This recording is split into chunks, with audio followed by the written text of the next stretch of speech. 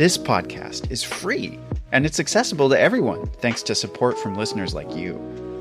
If you value this show, please consider supporting its production by donating to our home, KUOW. It only takes a minute to give, and you'll be helping to support the production of this podcast. Make a donation at KUOW.org or follow the link in the show notes. And thanks! All right, let's go for a little walk. Okay. This is later planted cauliflower. This is fennel. I'm out with Alan Schreiber on his Eltopia farm. It's about 10 miles south of Basin City. It's a flat place here, beat on by unrelenting sun. Irrigation sprinklers thwack, thwack in a constant rhythm fighting the rays. It's here that Alan grows more than 300 different varieties of lush crops. That includes asparagus, 15 kinds of melons, eggplant, okra. Broccoli, cucumber, and as I said, this is in farmer's market. This is all organic. These are peppers. People take a lot of pride in what they grow in the Columbia Basin, and Alan watched as Cody Easterday grew his farm and ranching empire.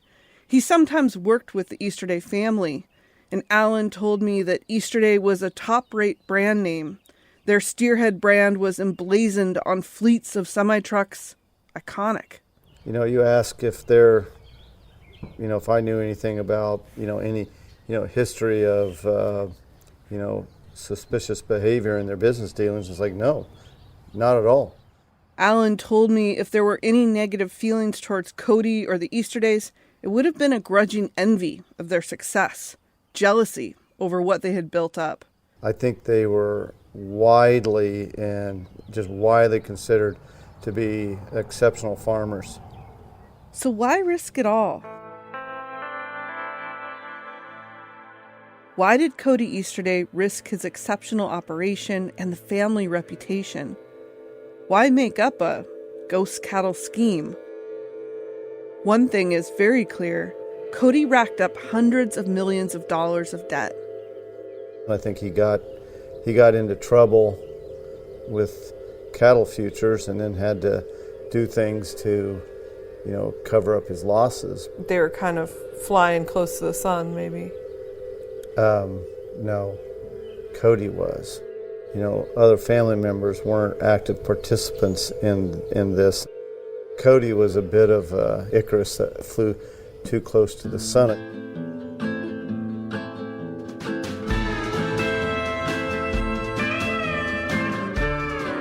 Sun, water, earth, things you can't control.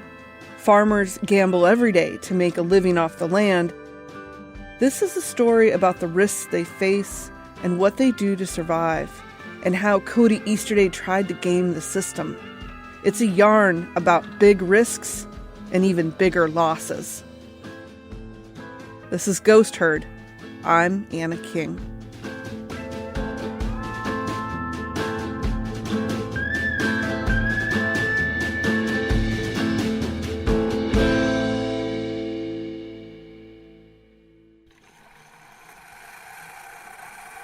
Yeah, I wouldn't mind a cup of coffee, just a little shot. All right. I'm sitting at the kitchen table of Olivia Grassel and her husband Stacy Niveton. A blue dotted tablecloth with sunflowers spreads out under our elbows. Okay. Is there cream in it? Sugar? No, just black and hearty would be fine. Good Norwegian farmer.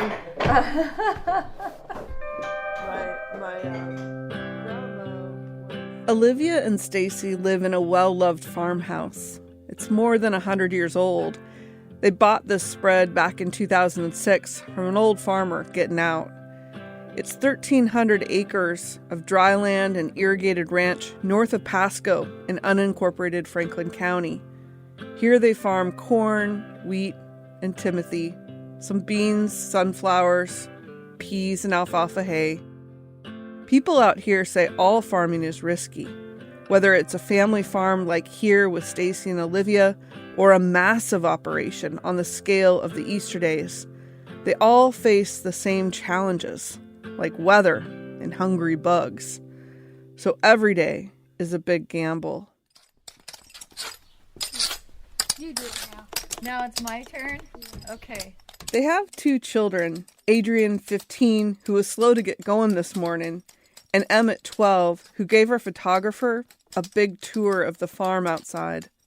Both the boy and girl are expert cloggers. They took a class with their mother, Olivia, and after their mom asks a couple times, they slam on their shoes right outside the kitchen door. So with a young family, Olivia and Stacy have a lot riding on a profitable season. There we go. There was some clogging. And timing is everything when it comes to farming. When to plant, when to harvest. Getting fresh produce to a buyer on time can be a tricky balance. Their shelf life of it is, you've got to move it. That's when they need it. And if you don't, they're going to find somewhere else to get it, which means you've got to figure out what to do with what they said they can't take anymore. So you talk about risk, that's always the risk. Biggest thing is there's so many things out of your hand. So in order to reduce the chances of failing, they become excellent planners.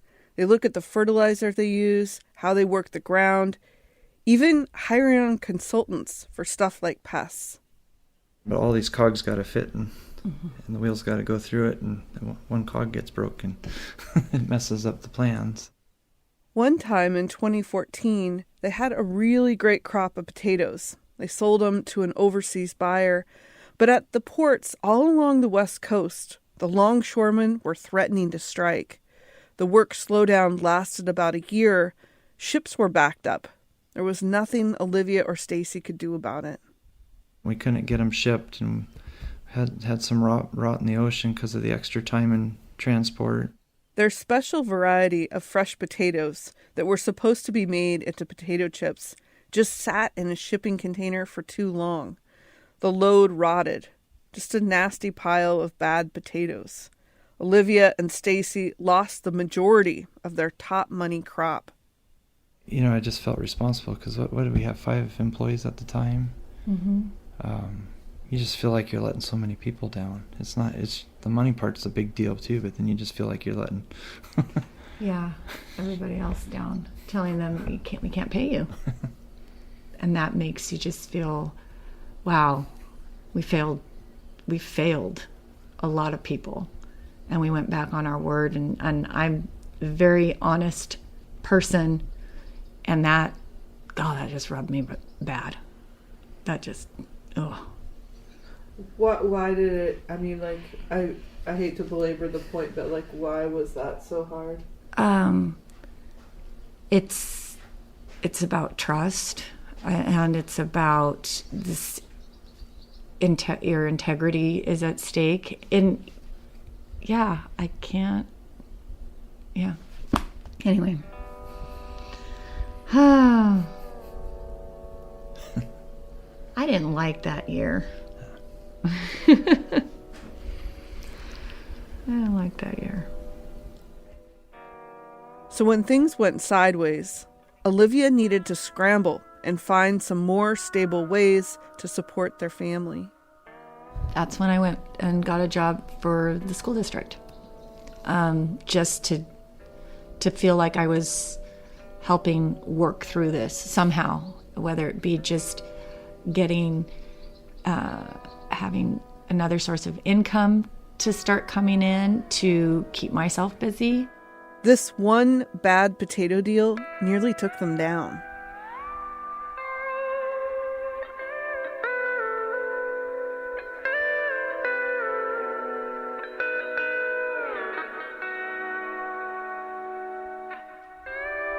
There is one way that farmers and ranchers try to hedge against these farm-ending kinds of losses. It's known as the futures market. It's a bit tricky, but stick with me here.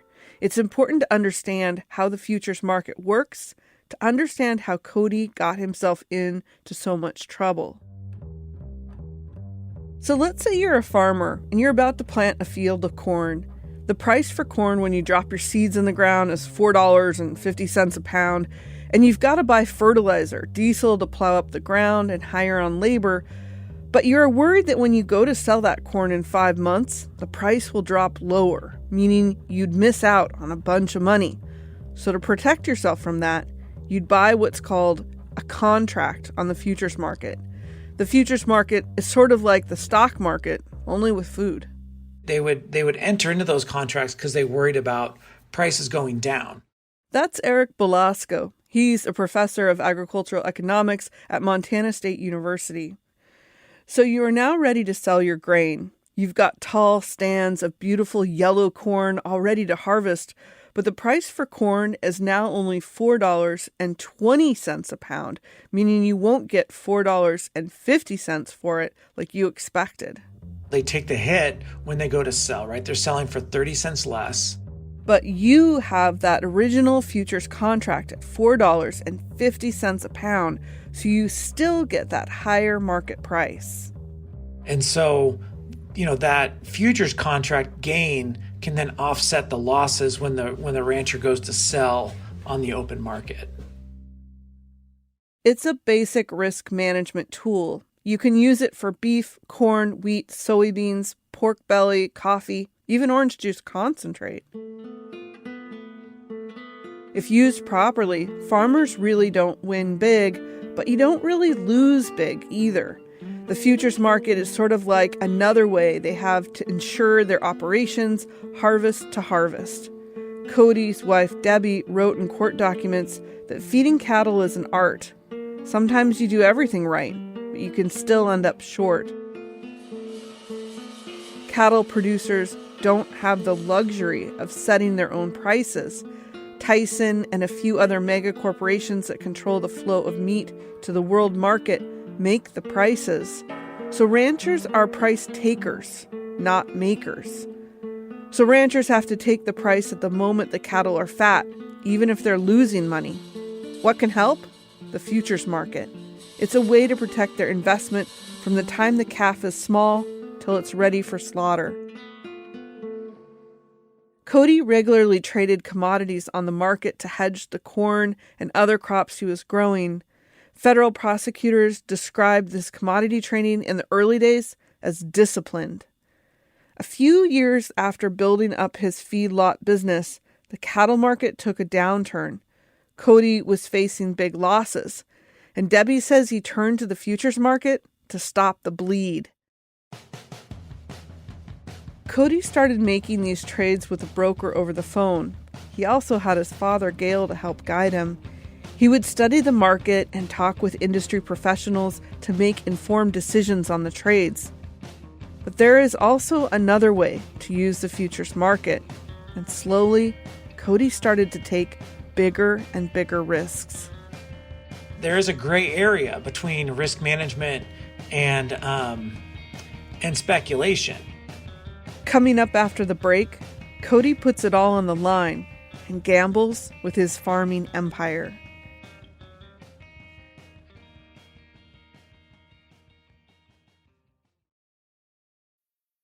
I'm Alex Schwartz. I'm Nomi Fry. I'm Vincent Cunningham, and this is Critics at Large, a New Yorker podcast for the culturally curious. Each week, we're going to talk about a big idea that's showing up across the cultural landscape, and we'll trace it through all the mediums we love: books, movies, television, music, art. And I always want to talk about celebrity gossip, too. Of course. We hope you'll join us for new episodes each Thursday. Follow Critics at Large today, wherever you get podcasts. As Cody was making these bigger and bigger bets on the futures market, he found an easier way to do that during all hours of the day. Cody got a smartphone app. He could do the trades with just the touch of his screen. He didn't need a broker, and being out on his own, he started speculating more heavily.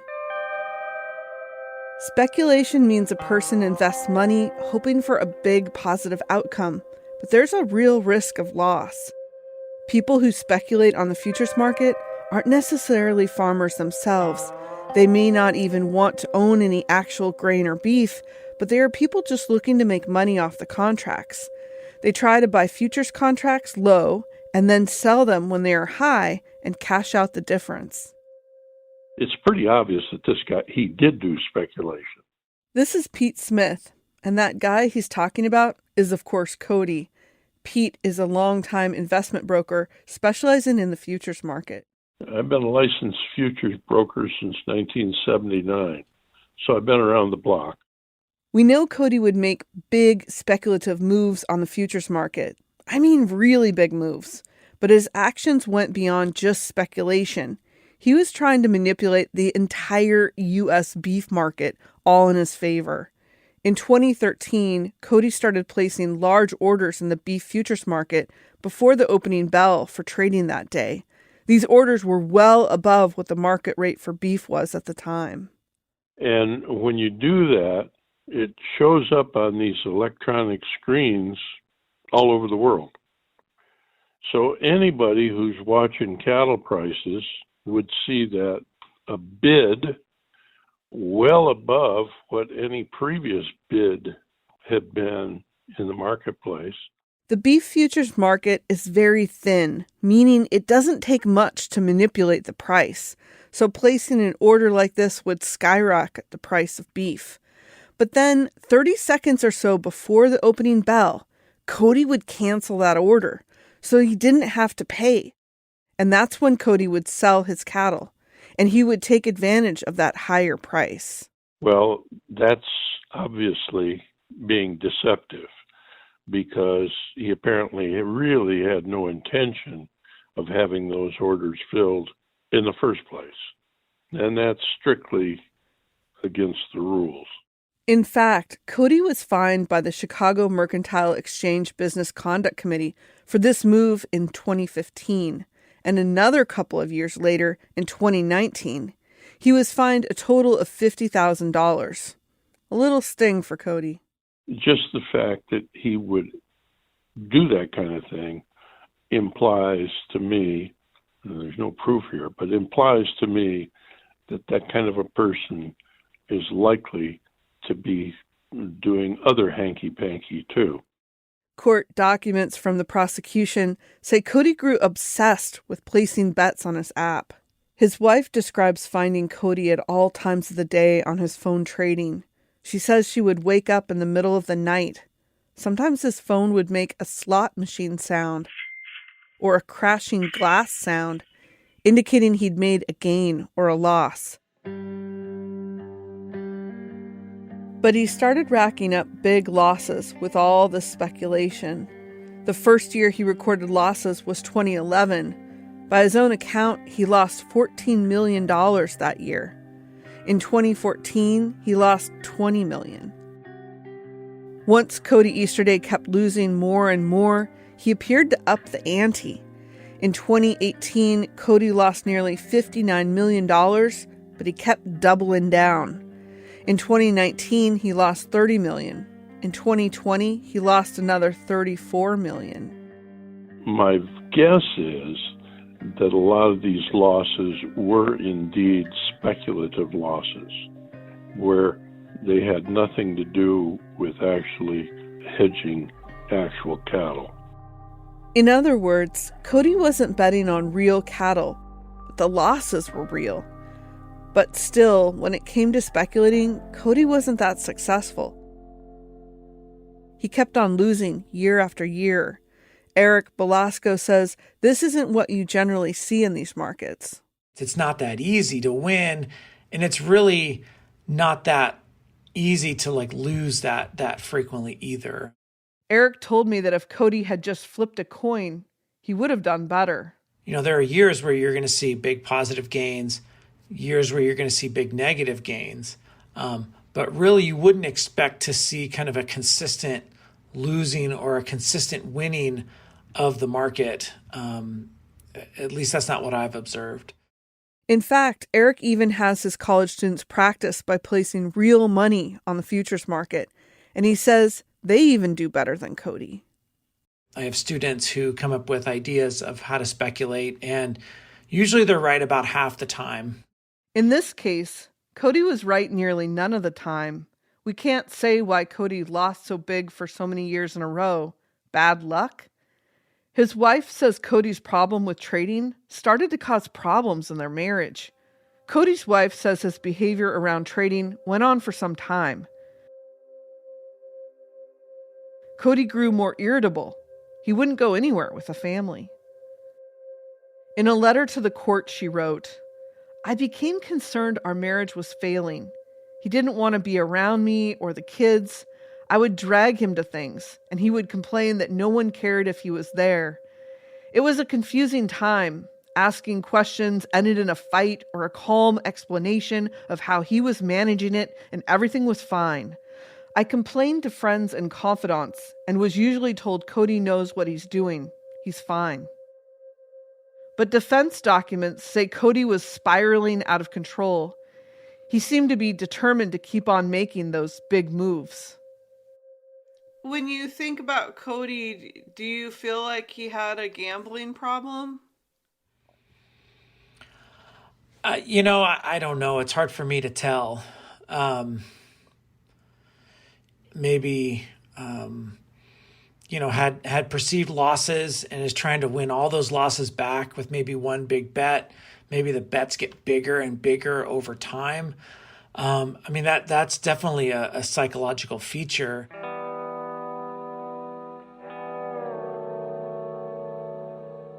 Well, in fact, we know that he did.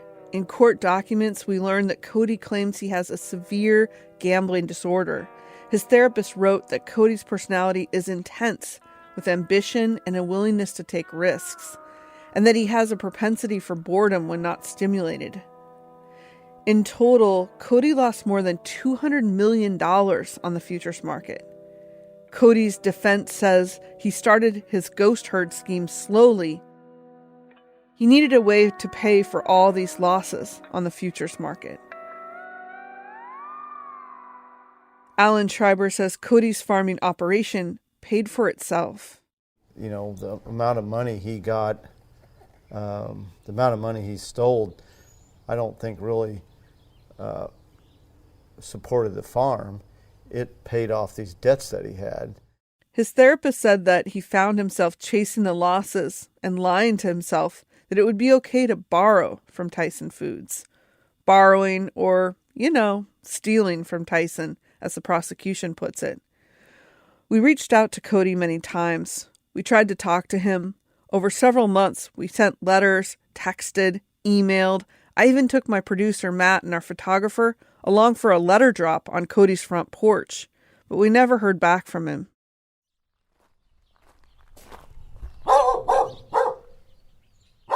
Back on the farm with Stacy and Olivia, their palomino-coated dog named DOG seems a bit suspicious of my microphone.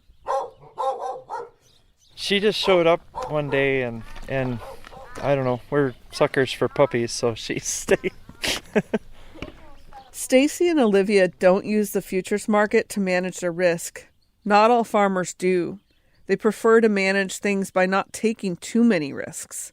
And Stacy carefully manages the mix of crops they grow. So if one crop doesn't do well, then hopefully another one will be profitable. Farming is still a gamble.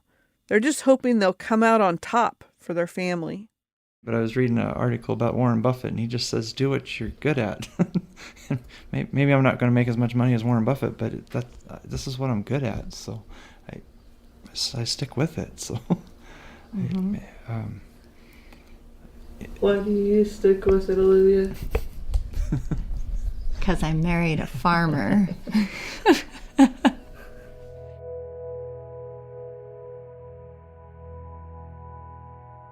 On that bad potato year, Olivia and Stacy had to put a second mortgage on the farm to pay the debt.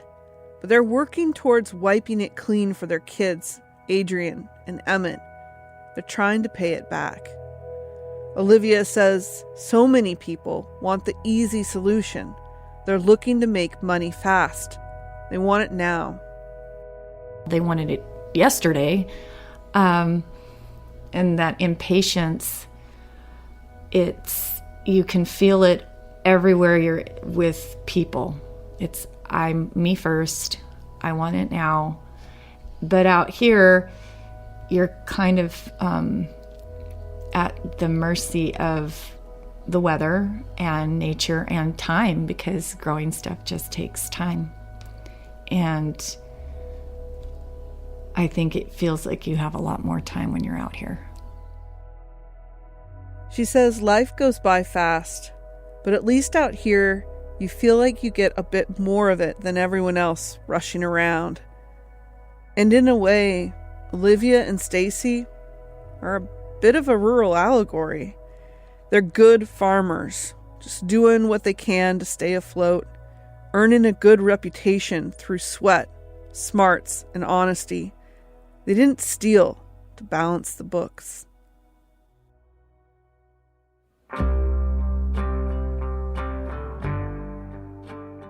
The books. That's the only place Cody's ghost cattle lived. Penned in with fake invoices and paperwork. Now those mythic beasts are about to be discovered. He might have gotten away with it for longer if it weren't for something that none of us could avoid. COVID. It really does seem like a Greek tragedy or a Shakespearean tragedy. The Easterday Empire is about to crash. This is Ghost Herd. I'm Anna King.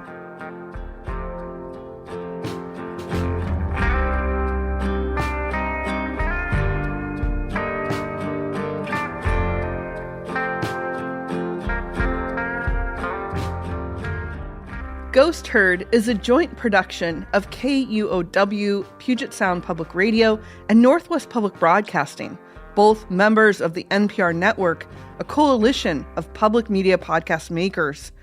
To support our work, contribute to KUOW, NWPB, or your local NPR station, and tell a friend or two about this podcast. It helps. Ghost Herd is produced by Matt Martin and me, Anna King. Whitney Henry Lester is our project manager. Jim Gates is our editor. Original music written and performed by James D. Kindle, recorded by Addison Scholberg, with additional musicians Roger Conley, Andy Steele, and Adam Lang. I'm your host, Anna King. If you have thoughts or questions about Ghost Herd, we're listening. Get in touch at kuow.org/feedback.